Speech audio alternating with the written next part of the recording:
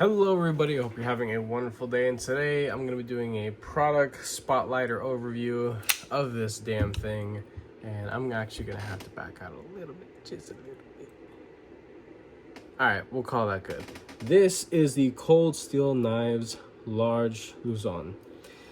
I have not handled the small, but as far as I know, that small had like a 4-inch blade on it or something like that. I don't have a measuring tape in front of me right now. My mat has one. Let's try using that. Let's see if I even know how to use a measuring on this thing. So 4, 5. This is almost a 7-inch freaking blade of usable blade length. It's like 5 3/4. Almost. Wait. I'm not reading that right. Am I? No. That's Dusty. Sorry. That's 7. This is 6. For the people that actually own this knife. This freaking dude's retarded. So yeah. 5 3/4 or almost 6 inches of usable blade length. Yeah, yikes. This is terrifying. Completely drop shut. There's just so much length and mass to this thing, and it's just terrifying to disengage. To deploy, it's fun. It's great and all, but I mean, just holy crap. I'm surprised I haven't whacked my phone out of its holder here. I gotta adjust real quick. Let's get this nice and centered up. Actually, you know, we'll take the weight on this. This thing's heavy. This is a very large knife overall. This is not my knife. Surprise, surprise. This is the last knife that my boss let me borrow for content purposes. 9.3. Sure.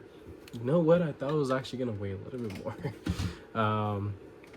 But yeah, no, this is not my knife. This is not something that I would go out to purchase. Now, handling this one, I'm actually kind of interested in checking out the small Luzon and actually having something like that in the collection, just for fun, not really to use it or anything like that, but just for fun, because this is a pretty cool looking knife. I mean, let's be honest. Blade material here is HCR 13 MOV. Nothing crazy. I believe I have sharpened this once a long time ago. This is from their Chinese production, and one thing that I almost forgot about, I'm glad I remembered it, is that there is a secondary lock. And the one thing that impressed me so much about this damn thing is that this secondary lock actually works as a secondary freaking lock. I can't tell you how many times I've checked out secondary locks or have seen other content creators try secondary locks, and as they go to fiddle around with the liner lock or the primary form of engagement and disengagement, there is still movement. This, I mean, there's nothing. You can see that in there, there's this little plate that wedges itself between the scale and the steel liner, and I can't move that steel liner out for nothing. I can't get any movement out of this damn thing. That is just really, really impressive. And the way that it's discreetly designed here within the handle, there is texturing, the traction of the jimping there. It is well jimped and nicely aggressive. It fits the build overall. I really like that though. That's something I would like to see on more stuff, and it can't be anything innovative. Like this has got to have been around for a long time, right? So why isn't this being utilized more? I mean, it looks like a pretty simple thing to apply. Now I have a couple knives here that I pull out for larger size comparison. These are the big boys for me. This is the kind of stuff that I would consider to be extra large size knives. Here we have the Senka Glide Strike. Below we have the Microtech MSI. Got some beautiful Flytanium, original goat scales on there. This is the Civivi Vexillum. And then let's see if I can flick this. There we go. Had to put some wrist in there. Large Sebenza 31. Chris Reeve knives. So, this thing dwarfs everything that I own, including my kitchen knives. And where this thing finds its place is, I don't know, in the pocket of a freaking psychotic person or just big Cold Steel fan. Yeah, and that's who my boss is. The Cold Steel fan, right? So, let's talk about the pocket clip. It's actually the same material as the handle, which I don't see that all too often. Realistically, I think this is more of an older technique, because after a while, I mean, I've heard of these clips breaking, and one of the main concerns is I notice how they execute the cutout there for the thing. Because it's a harsher edge, this has more of a likely chance of snapping or breaking or just bending over time, versus if they had machined this or pressed the, however they process this, you know, this plastic material, if it was actually rounded out, that would allow for stress to be applied over, you know, a broader surface, not so acute like there.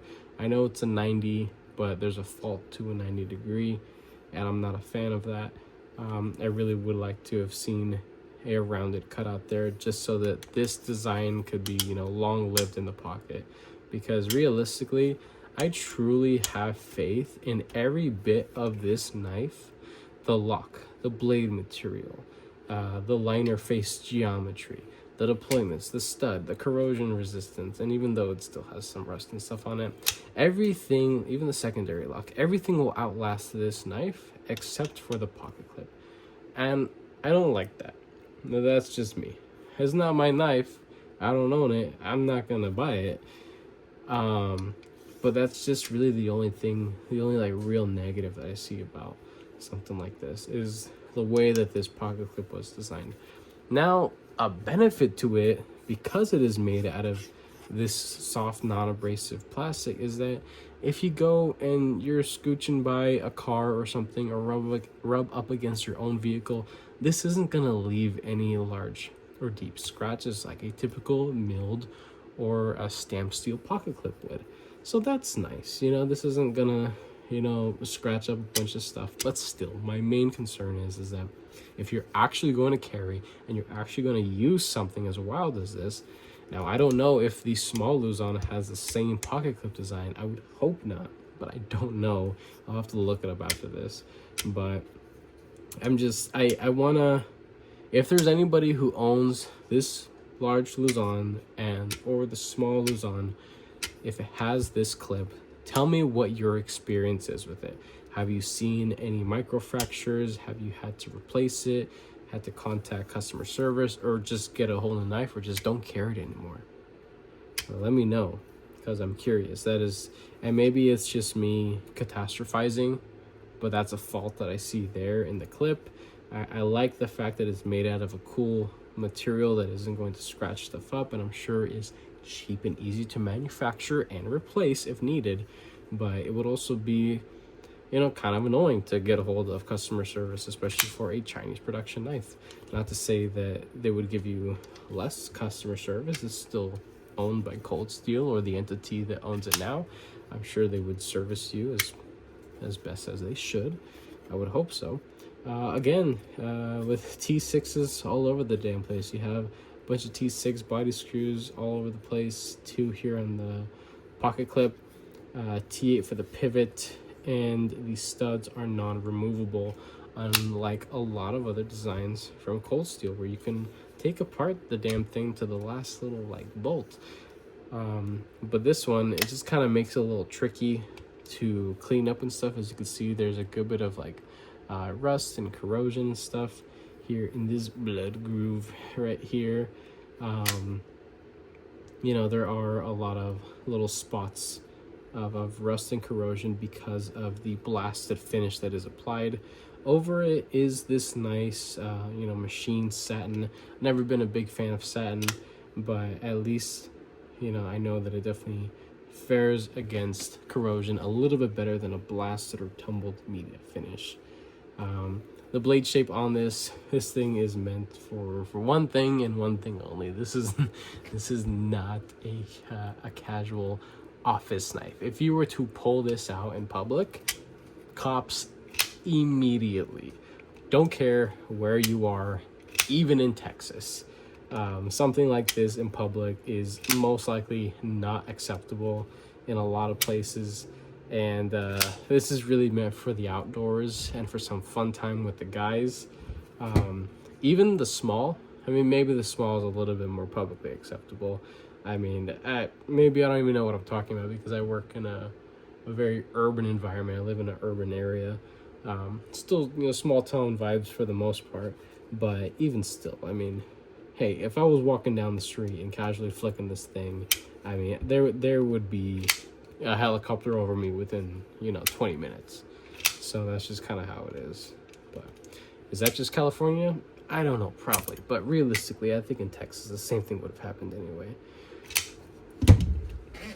But that's it. That's all I really gotta say about this large Luzon here. It's definitely a wild build. It's comically long. Practicality, a very, very low score. For cool points, I mean, it breaks the freaking chart.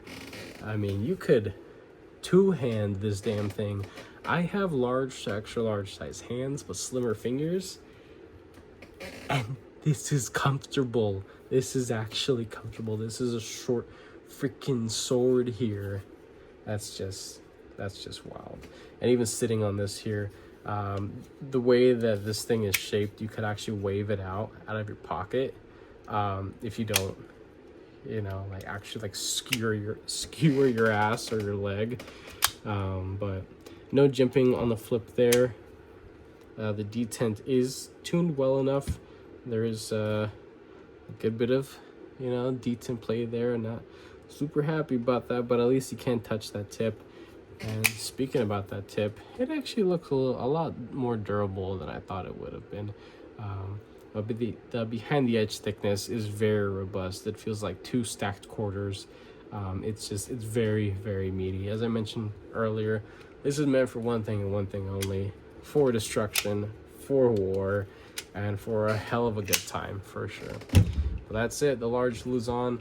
If you liked this video and found it entertaining by any means, go ahead and leave a like down below. If you are subscribed already, thank you so much. I appreciate all your support and your patience, of course. If you are not subscribed, please consider subscribing because I play more videos and content from you guys this way. And with that being said, I hope you have a wonderful rest of your day.